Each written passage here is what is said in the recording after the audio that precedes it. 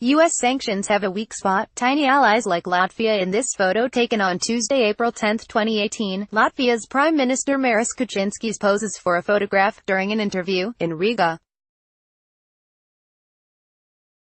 Latvia has come into focus as a potential weak link in the West's banking system as the U.S.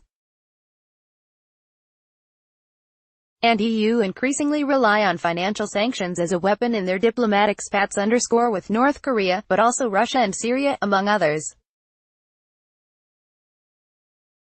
AP photo, David Keaton, Riga, Latvia, AP. When the U.S. hit North Korea with sanctions last year, Pyongyang's state-owned banks found a quiet back channel to keep money flowing to the country's ballistic missile programs, the U.S. says the tiny European country of Latvia. One of the biggest banks in Latvia, a member country of the European Union and NATO, built a business from processing illegal money transfers, enabling North Korea to continue to procure missiles, the U.S. government says. Latvia has come into focus as a potential weak link in the West's banking system as the U.S. and EU increasingly rely on financial sanctions as a weapon in their diplomatic spats with North Korea, but also Russia and Syria, among others. After a slew of accusations of high-level corruption, Latvia is now trying to appease its US and European allies and drastically reform its financial sector. Latvian Prime Minister Maris Kučinskis told the Associated Press in a recent interview that his country cannot afford to have any uncontrolled money flows from the countries which have to be constantly monitored in order to avoid meddling or influence. Kučinskis and his government have come under intense pressure to take action since the U.S. Treasury published a scathing report in February on one of Latvia's biggest banks, ABLV. The report accused the bank of proactively trying to circumvent financial rules to launder money and skirt sanctions, and said it bribes Latvian officials to be able to do so. The bank denied the accusations, but the report caused a run on the bank and it collapsed a week later. That same week, Latvian authorities said their central bank chief, Ilmārs Rimšēvičs, was suspected of taking bribes. Security services also are investigating him after an AP report containing allegations that he asked the Latvian bank to launder money from Russia. Latvia has strong business ties to Russia and other former Soviet states, and a third of its population is ethnically Russian. It has a long history as a banking center and, since the 1990s, has sought to become a Switzerland on the Baltic by offering financial services to foreign individuals and companies, often shell companies whose true ownership is kept secret in tax havens like the Cayman Islands or Panama. That made it a convenient conduit for money to get into the EU. Once inside the bloc, money is legally free to move to any of its 28 countries without further checks and can be used to buy mansions on the French Riviera or luxury watches in Milan.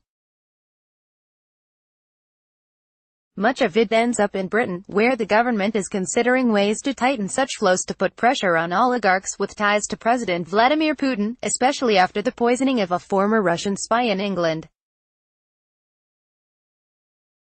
Several small EU countries, like Cyprus and Malta, have likewise been accused of being used for money laundering. The size of the problem in Latvia has been laid bare by numerous reports over years.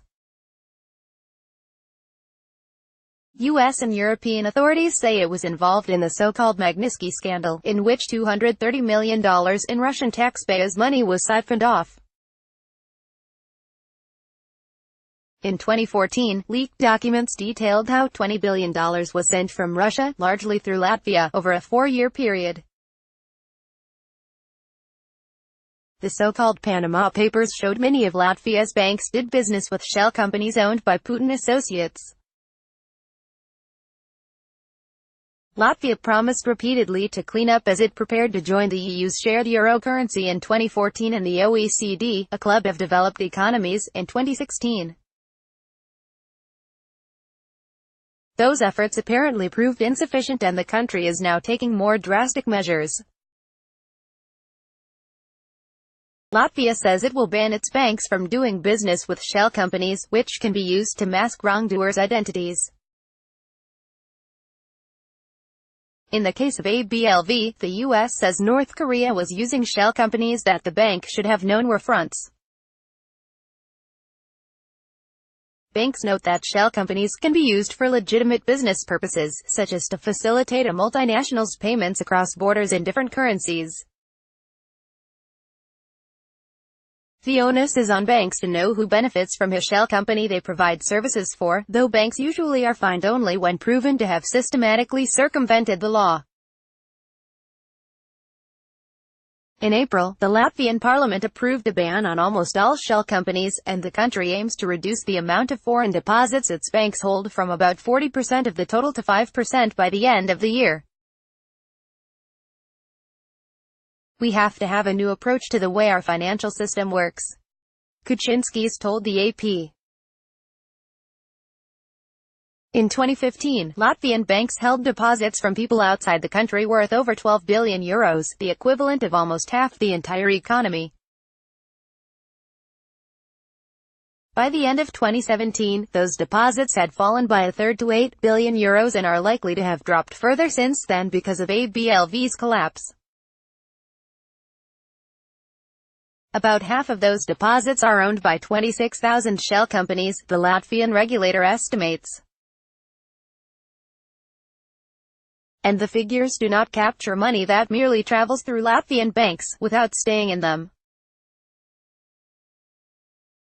Industry experts are cautious about the probability of Latvia successfully reforming its banking sector.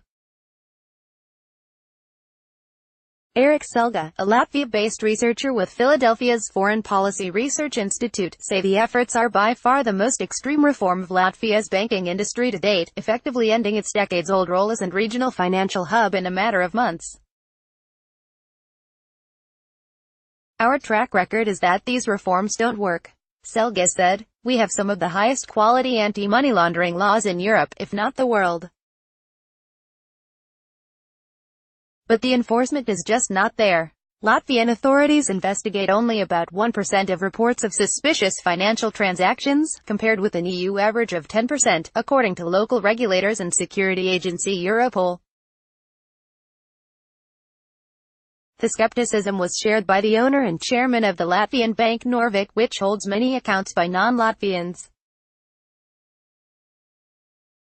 Grigory Guselnikov labeled banning shell companies as akin to locking a car in a garage to prove you are a safe driver. He, too, noted that Latvia's problem has been that its laws are not properly enforced, particularly by authorities like Rimseviks, who Guselnikov said actively flouts the rules to profit personally. Kind of money laundering that happened in Latvia in recent years is not possible without regulator involvement, he said. Rimseviks has become the poster child for Latvia's banking troubles. He has been at the top of the central bank for 25 years, almost since Latvia's independence from the Soviet Union, and oversaw the country's growth as a banking hub. Guselnikov said Rimseviks regularly asked for bribes and demanded he launder $100 million from Russia, allegations Rimseviks rejects. Meanwhile, a photo obtained by the AP shows Rimseviks on vacation in 2010 in the company of the head of a Russian military company now sanctioned by the U.S., as well as a Latvian businessman, George Simonenkovs, who owned a bank that was sanctioned by the U.S. for money laundering in 2005. Rimseviks contended that he knows none of the people in the photos, but Latvian secret services are investigating his links to Russia. Rimseviks has been banned from doing his job or going to his office, but has refused to resign. He can be removed only if he is charged with a crime, since his position is politically independent from the government. The stakes are particularly high as Rimseviks is on the top policy-making board of the powerful European Central Bank, which has asked the European Court of Justice to rule whether he should be allowed to work or be replaced. Kuczynski has called on Rimsevics to resign and says he will be indicted within months. Another complicating factor in Latvia's bid to clean up its image is that the official in charge of detailing to the U.S. how Latvia is fighting financial crime has a history of working for banks that engaged in money laundering. Arnas Lagsdens worked for Latvia's Pareks Bank before its collapse in 2008 and for Lithuania's UKIO Bank before its demise in 2013. In both cases, he was the compliance officer, in charge of ensuring the banks did not run afoul of money laundering rules. After Pareks's failure, an audit found the bank had been giving huge loans to politically connected Russians without collateral. UKIO was mentioned in the leaked Panama Papers documents as being used by Russian cellist Sergei Roldugin, the godfather to one of Putin's daughters and a longtime friend. After that bank collapsed, its main shareholder, Vladimir Romanov, was suspected of embezzlement and fled to Russia, where he was granted asylum in 2014. A little over a year later, Latvia's financial regulator tapped Lagsdens to be its envoy to Washington. Both the regulator and Lagsdens, who has not been accused of any wrongdoing, declined repeated requests for comment. The U.S. Treasury and the OECD will send officials to Latvia this year to evaluate its ability to fight money laundering. But the risk is that while Latvia cleans up, the activity might shift elsewhere. Before the focus was on Latvia, experts highlighted Cyprus as a haven for the flow of dirty money, particularly from Russia, before a banking crisis in 2013 forced Cyprus to overhaul its own system. Money laundering is cited as a growing problem in other EU states as well, such as Malta, another tiny country with a big industry providing financial services to foreigners. Though Malta does not have historic ties to Russia, it awards citizenship to foreigners willing to invest €650,000 $750,000, and Russian and Arab names featured heavily on the list of its new citizens last year.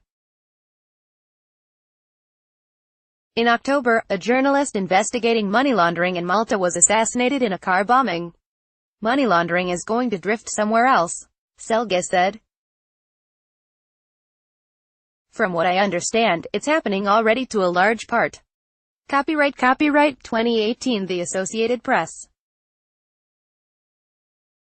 All rights reserved. This material may not be published, broadcast, written or redistributed.